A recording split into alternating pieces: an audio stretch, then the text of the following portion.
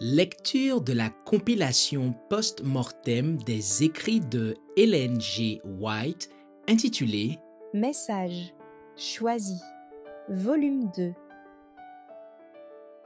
chapitre 31, expérience personnelle. Première expérience dans le traitement de la pneumonie. Au cours de l'hiver de 1864, mon Willy fut pris soudainement d'une violente fièvre pulmonaire. Comme nous venions d'ensevelir notre fils aîné à la suite de la même maladie, nous étions fort inquiets au sujet de Willy, redoutant pour lui aussi une issue fatale. Nous avons décidé de ne pas faire appel à un médecin, mais de faire nous-mêmes ce qui était en notre pouvoir en employant de l'eau et en suppliant le Seigneur d'avoir pitié de l'enfant. Nous avons invité quelques personnes connues pour leur grande foi à se joindre à nous pour la prière.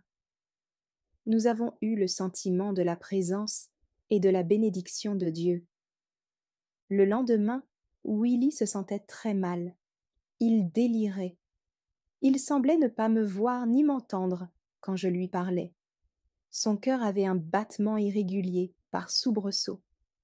Nous avons continué à attendre le secours de Dieu et à appliquer d'abondantes et incessantes compresses sur la tête et les poumons de Willy.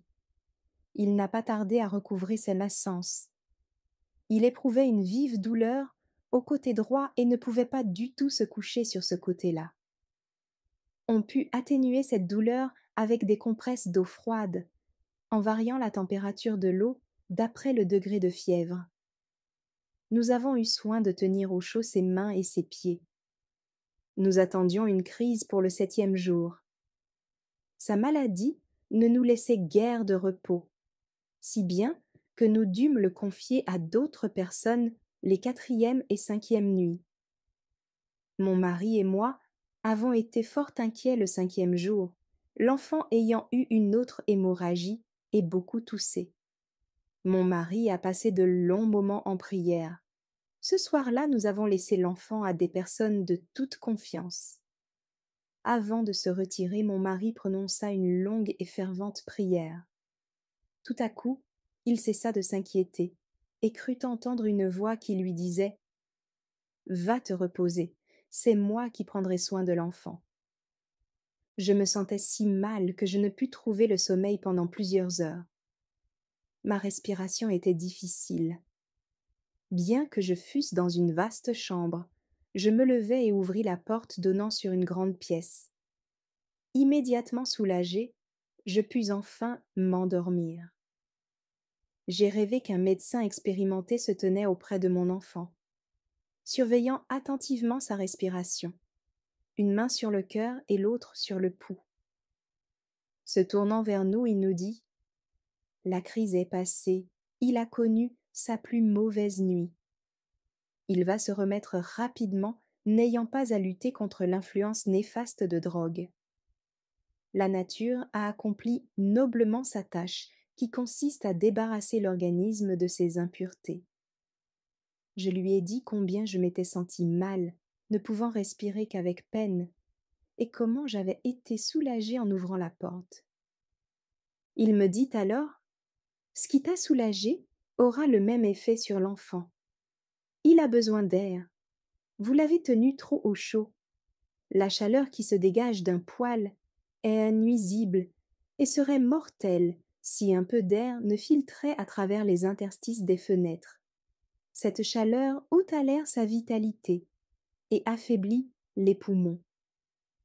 Les poumons de l'enfant ont été affaiblis par la chaleur excessive maintenue dans la chambre. Les personnes affaiblies par la maladie ont besoin de tout l'air vivifiant qu'elles peuvent supporter pour permettre à leurs organes vitaux de résister à la maladie. Or, le plus souvent, l'air et la lumière sont exclus de la chambre du malade. Et cela parce qu'on les juge des ennemis dangereux au moment où on en aurait le plus grand besoin. Ce songe et l'expérience faite par mon mari nous ont consolés tous deux. Au matin, nous avons constaté que notre garçon avait passé une nuit agitée. Jusqu'à midi, la fièvre se maintint assez haute. Puis, elle le quitta, le laissant assez bien en apparence mais faible. Il n'avait mangé qu'une petite galette pendant les 5 jours de sa maladie. Il se remit rapidement et jouit d'une meilleure santé qu'au cours des années qui avaient précédé sa maladie. Nous avons fait là une précieuse expérience. Spiritual Gifts for 151 to 153, 1864. La guérison de James White.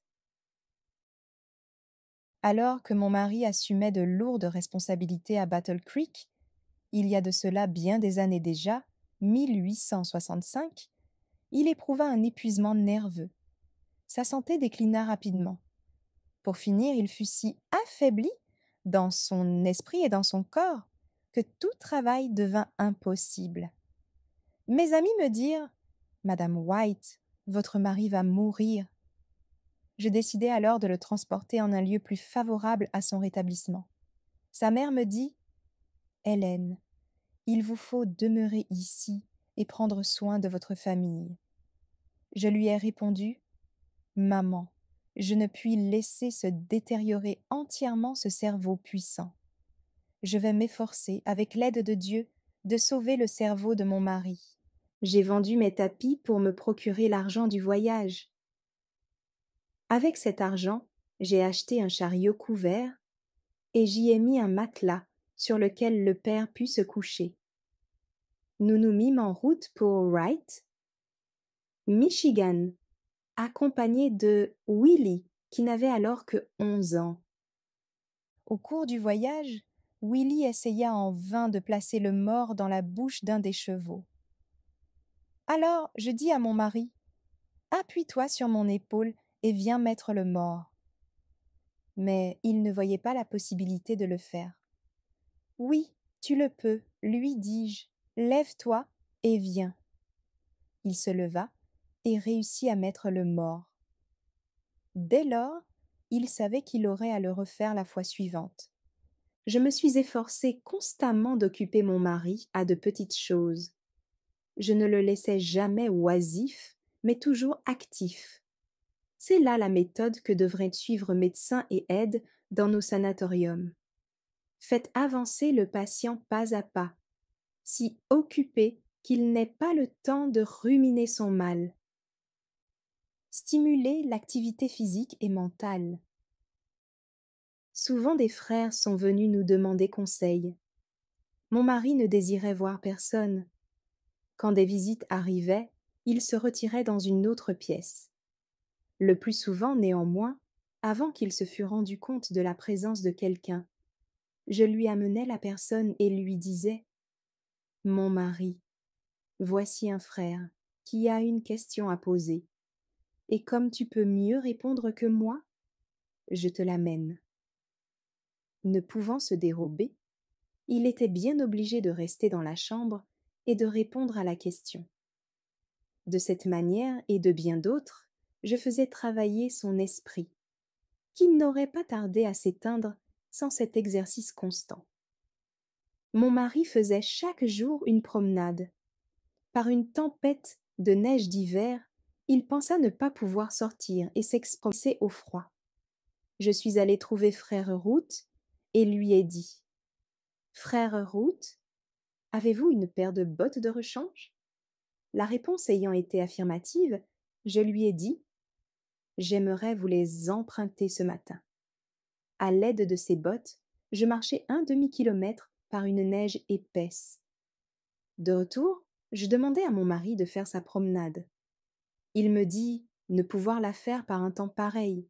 « Mais oui, lui répliquai-je, tu peux sûrement marcher dans l'empreinte de mes pas. » Cet homme avait un grand respect pour les femmes.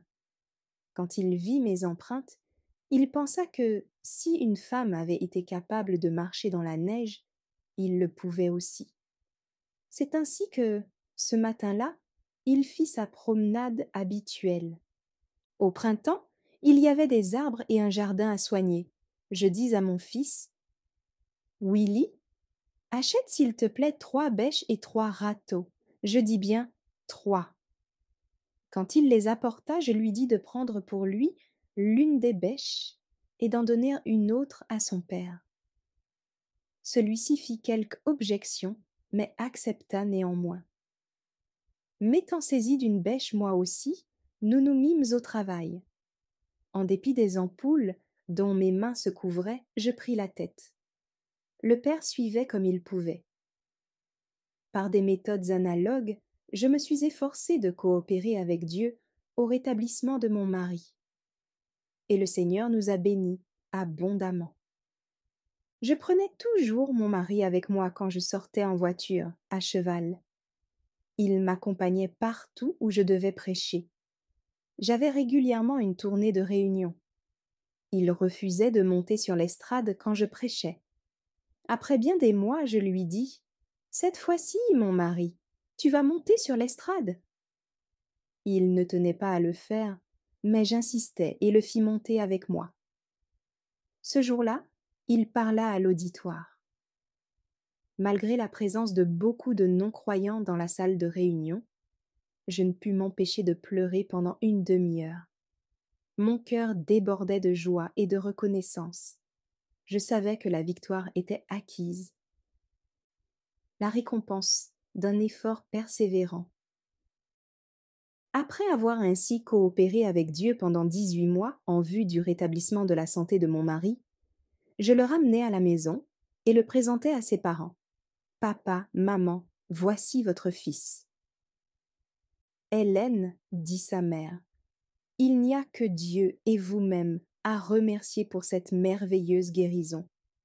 Vos efforts ont eu ce résultat. » Après son rétablissement, mon mari vécut encore bien des années. Et c'est pendant ce temps qu'il accomplit la meilleure œuvre de sa vie. Est-ce que ces années d'activité supplémentaire ne m'ont pas largement récompensé des 18 mois de soins patients? Je vous ai donné ce bref récit d'une expérience personnelle pour vous montrer que je connais les moyens naturels que l'on peut employer pour guérir les malades. Dieu est prêt à faire des miracles pour chacun de nous si nous voulons agir avec foi, d'après nos convictions, persuadé qu'il fera sa part si nous faisons la nôtre. Je désire faire tout ce qui dépend de moi pour amener mes frères à se conduire d'une manière sensée, afin que leurs efforts soient couronnés de succès. Bien des personnes qui sont descendues dans la tombe pourraient être encore en vie si elles avaient accordé à Dieu leur coopération. Montrons-nous sensés dans ces questions, que nous soyons hommes ou femmes. Manuscrit 50, 1902. Merci d'avoir écouté cette lecture. Si vous avez des questions ou des remarques sur le thème abordé, n'hésitez pas à les partager dans les commentaires et notre équipe ne manquera pas de les considérer. À bientôt sur lereste.org.